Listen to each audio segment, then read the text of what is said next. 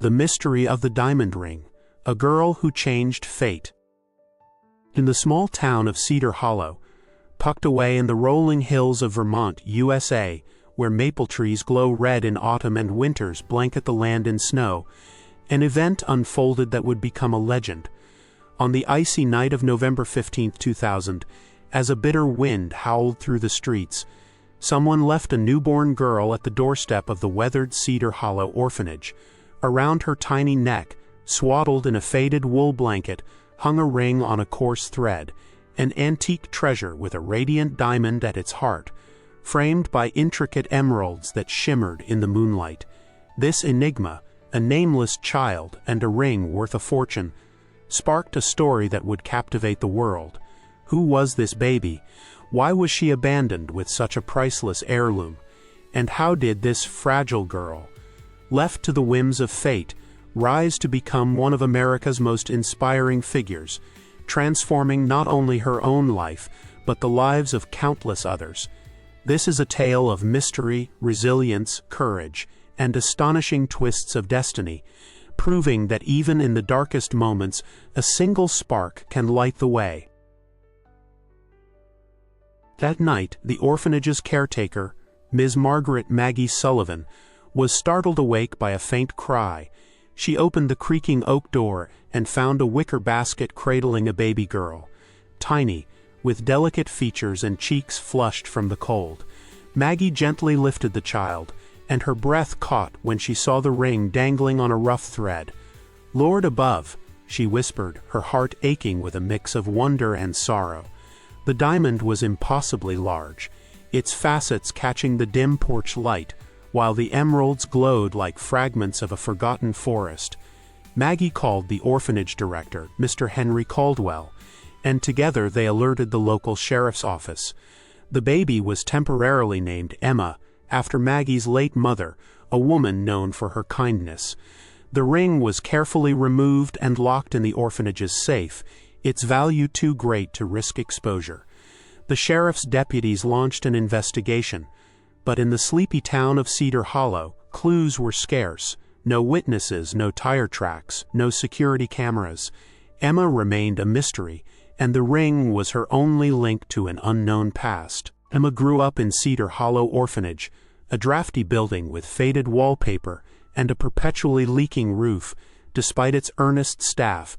The other children loved her for her warm smile and curious blue eyes, but Emma often sat alone, sketching in a tattered notebook, as if sensing her life held a hidden purpose. She drew stars, trees, and most often the ring she'd seen only once, when Maggie showed it to her at age 8. "This belongs to you, Emma," Maggie said softly, "but we don't know why." The girl's imagination ran wild, picturing the ring as a relic from a fairy tale. At 10, Emma overheard a cruel remark from an older child. "You're just a nobody left on a doorstep." The words cut deep, planting a seed of determination. She began asking questions. Who were her parents? Why did they leave her? What did the ring mean? Maggie, who had become Emma's surrogate mother, tried to shield her from the pain, but the truth was inescapable. No one had answers. Emma vowed to uncover her origins, sneaking into the town library to read about gemstones, history, and detective work, dreaming of becoming a sleuth to solve her own mystery. By her teens, Emma was known in Cedar Hollow for her sharp wit and quiet strength.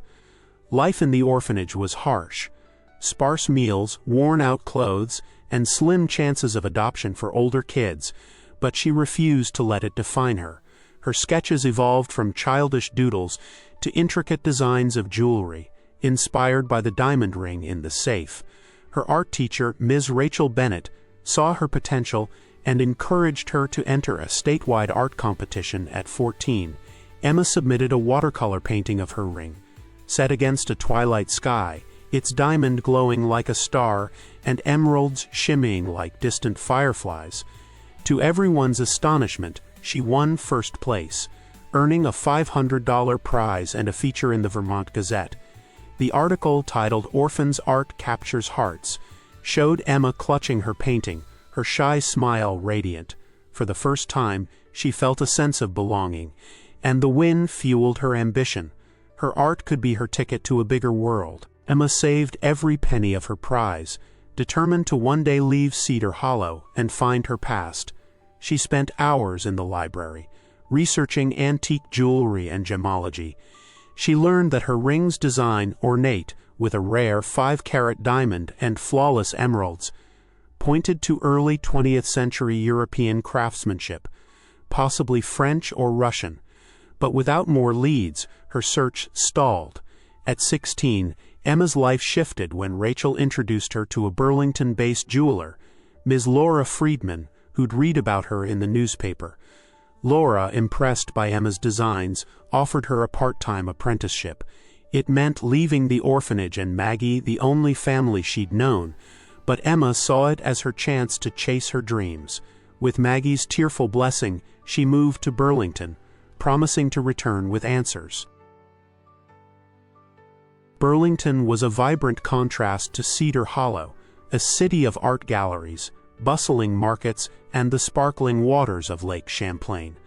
Laura, a meticulous woman in her 50s, taught Emma the art of jewelry making, from polishing gems to crafting settings. Emma's talent blossomed, and within a year, her designs were featured in Laura's shop, Friedman's Finery. Customers marveled at her work, unaware that the soft-spoken girl behind the counter had grown up with nothing but a mysterious ring. Emma lived in a modest room above the shop, saving every dollar to fund her quest for her origins. She sent emails to auction houses and jewelers across Europe and the U.S., describing the ring and seeking any clues. Most responses were dead ends, but one, from a New York-based antique dealer named Mr. Vincent Rossi, caught her attention. Vincent wrote that the ring's design resembled pieces from the House of Levique, a renowned French jewelry family that faded after World War II. He invited Emma to visit his Manhattan gallery to review their records, but the trip was a financial stretch. At 18, Emma faced a crossroads: stay in Burlington, building a steady career, or risk everything to pursue her past. Her heart urged her forward. She sold her first major piece, a ruby pendant inspired by her ring, for enough to cover a bus ticket to New York. Laura, proud but cautious, gave her a silver locket as a keepsake. "You're chasing a shadow, Emma," she said, "but I believe in you."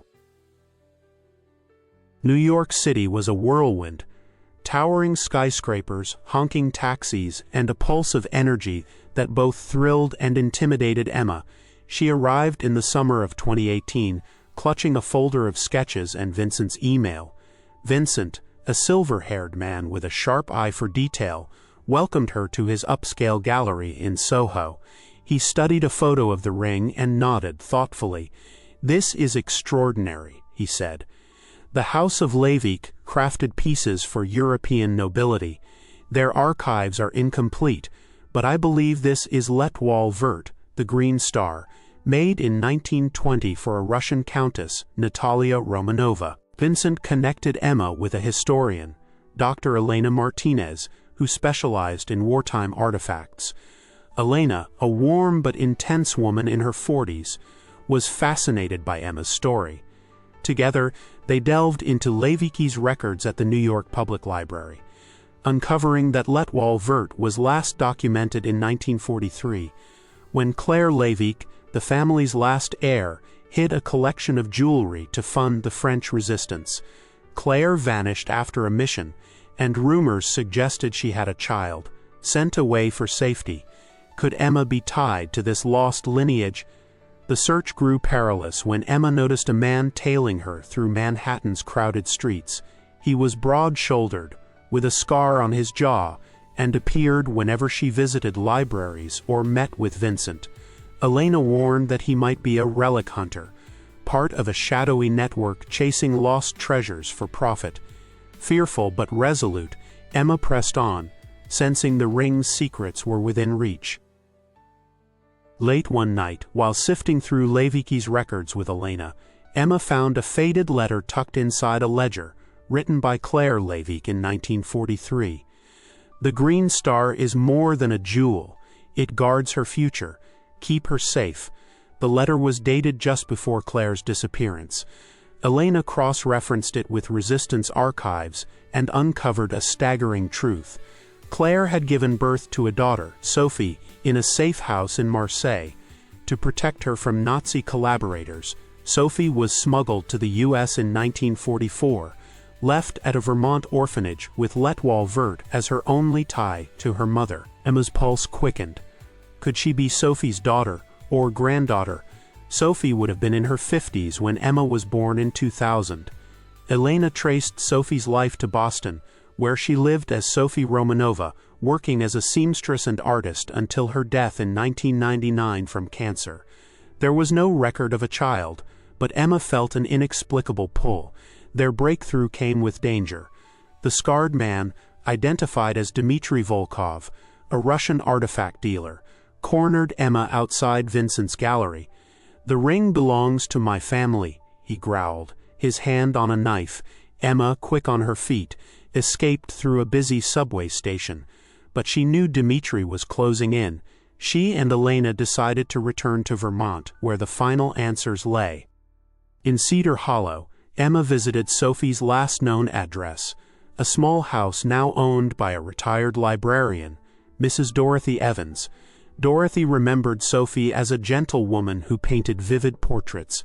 After her death, Dorothy had kept a trunk of Sophie's belongings, including a diary. With shaking hands, Emma opened it and read entries that shattered her world. Sophie wrote of her adoption in Vermont, unaware of her mother's heroism. In her 30s, she fell in love with a drifter, Michael Hayes, and gave birth to a daughter in 2000. Unable to care for her due to illness, Sophie left her newborn at Cedar Hollow Orphanage, placing L'Étoile Verte around her neck as a token of love. "May she find her strength," Sophie wrote, her words blurred by tears. Emma was that daughter. The truth brought a flood of emotions: grief for a mother she'd never met, awe at the ring's legacy. She learned that Sophie had inherited L'Étoile Verte from Claire, who died in a resistance raid in 1944. The ring, a beacon of sacrifice, had passed from Claire to Sophie to Emma, linking 3 generations. Danger loomed as Dmitry tracked Emma to Cedar Hollow, breaking into the orphanage to steal the ring. In a heart-pounding confrontation, Emma, Maggie, and Elena lured him into a trap, alerting the sheriff's deputies, who arrested him. The ring was safe, and Emma knew its true worth wasn't in its gems, but in its story. With the truth uncovered, Emma's life transformed. She returned to Burlington, using her story to launch a jewelry line, Green Star Designs, inspired by L'Étoile Verte. Her pieces, blending elegance and resilience, gained national attention, and by 2025, Emma was a rising star in the industry. She donated a portion of her profits to orphanages, founding the Sophie Hayes Foundation to support foster children's education and dreams. Emma's story went viral after a New York Times feature. The Orphan Who Found Her Legacy detailed her journey from Cedar Hollow to uncovering her resistance roots. Social media exploded with #GreenStarGirl, and her designs became symbols of hope. She kept L'Étoile Verte in a secure vault, displaying it at charity events to honor Claire and Sophie. Dmitry's arrest led to the dismantling of a relic hunting ring, and Emma's courage earned her a commendation from the Vermont governor. She remained close to Maggie, who attended her first gallery opening, and Elena, who became a mentor. Emma also tracked down distant relatives of the Lévesque family in France, forging new connections. Emma Hayes, once a nameless girl left in the cold, became a beacon of resilience and love. Her journey, from an orphanage doorstep to a global stage, showed that true wealth lies in courage and connection. L'Étoile Verte, now a symbol of her legacy, hangs in a Vermont museum, its story told to visitors worldwide. Murals of Emma and her ring adorn Cedar Hollow, and her name is synonymous with triumph. At 25, Emma continues designing, advocating for foster children, and carrying her mother's and grandmother's strength. Each night, she looks at the stars, knowing that somewhere, Claire and Sophie are watching, proud of the girl who changed fate. Subscribe to the channel and like so you don't miss new, interesting, incredible, exciting stories.